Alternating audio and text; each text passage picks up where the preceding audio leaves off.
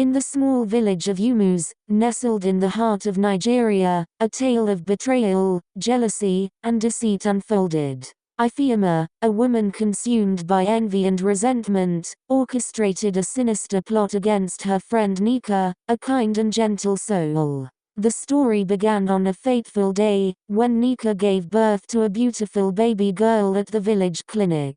Ifeoma, who had been simmering with jealousy towards Nika, saw an opportunity to exact revenge. She had always felt inferior to Nika, who seemed to have it all: a loving husband, a beautiful child, and a happy life. Ifeoma's own life, on the other hand, was marred by a loveless marriage and a deep-seated resentment towards her husband, who she felt had wronged her in the past. As Nika lay in her hospital bed, cradling her newborn daughter, Ifeoma snuck into the nursery and swapped the baby with a boy from another mother in the same hospital. The boy, who was born to a struggling single mother, was unaware of the fate that awaited him. Nika's husband, Obinna, was overjoyed at the arrival of his son, unaware of the switch that had taken place. He showered Nika and the baby with gifts and attention, further fueling Ifeoma's jealousy. As the days passed, Nika began to notice that something was amiss.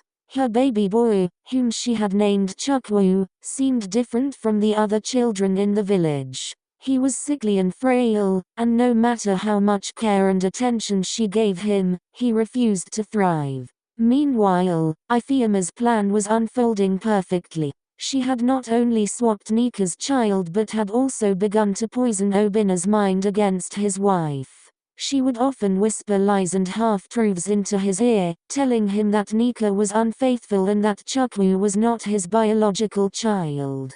Obinna, blinded by his love for Ifeoma and his desire for a son, began to doubt Nika's fidelity. He started to distance himself from his wife and son, much to the delight of Ifeoma. As the months went by, Nika's suspicions grew. She couldn't shake off the feeling that something was wrong with her child. She began to notice strange occurrences. Chukwu would cry uncontrollably whenever Obinna was near, and he seemed to have an unnatural aversion to his father. One day, Nika decided to take matters into her own hands. She convinced Obinna to take Chukwu to the hospital for some tests, hoping to uncover the truth about her child's strange behavior. The test results revealed a shocking truth: Chukwu was no Obinna's biological child.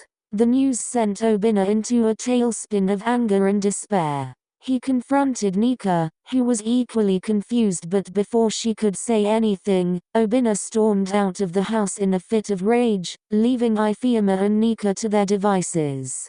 Ifeoma, seeing an opportunity to further her plan, took advantage of Obinna's vulnerable state and seduced him. She became pregnant with his child, further entrenching her grip on his mind and heart. As the months passed, Nika's life began to unravel. Obinna, now completely under Ifeoma's control, turned against his wife, accusing her of infidelity and betrayal. Nika, heartbroken and alone, was forced to leave her home and her son behind. As the years passed, Chukwu grew up, unaware of the truth about his past. He struggled to find his place in the world, feeling like an outsider in his own family. He was always drawn to Nika, who had been forced to leave her home and start a new life. She had remarried and had another child, but Chukwu could sense the deep sadness in her eyes. One day, Chukwu received a letter from an unknown stranger. The letter revealed the shocking truth about his past. He was no Obinna's biological child, but rather the son of another man. Ifeoma had swapped him with Nika's child, and Obinna had been deceived into raising him as his own. Chukwu was consumed by anger and hurt. He felt betrayed by Ifeoma, and he couldn't understand why she had done such a thing.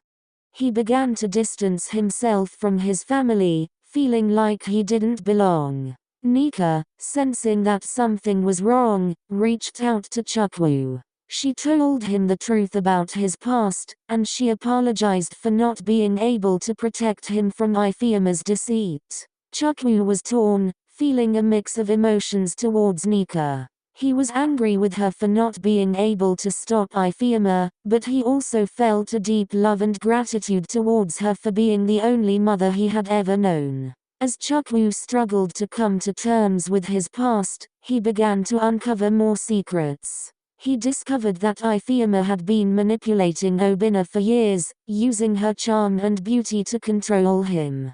Chukwu was disgusted by the deceit and betrayal that had been perpetrated against him. He felt like his whole life had been a lie, and he didn't know who he could trust. He began to distance himself from his family, feeling like he needed to start a new life, free from the secrets and lies of his past. As Chukwu started his new life, he met a woman named Ada. She was kind and gentle, and she had a heart of gold. Chukwu was drawn to her, and he began to open up to her about his past. Ada listened with compassion and understanding, and she helped Chukwu to heal from the wounds of his childhood. Together, Chukwu and Ada started a new family, free from the secrets and lies of his past. They had children of their own, and they lived a happy and fulfilling life.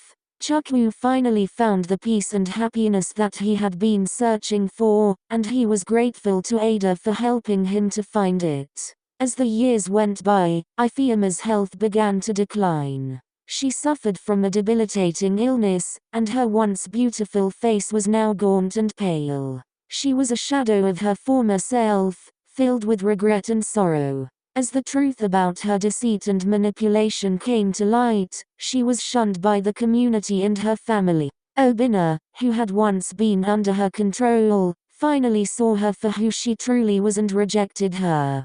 Ifeoma was left alone, with no one to turn to. She was consumed by guilt and regret, realizing too late the harm she had caused to so many innocent people.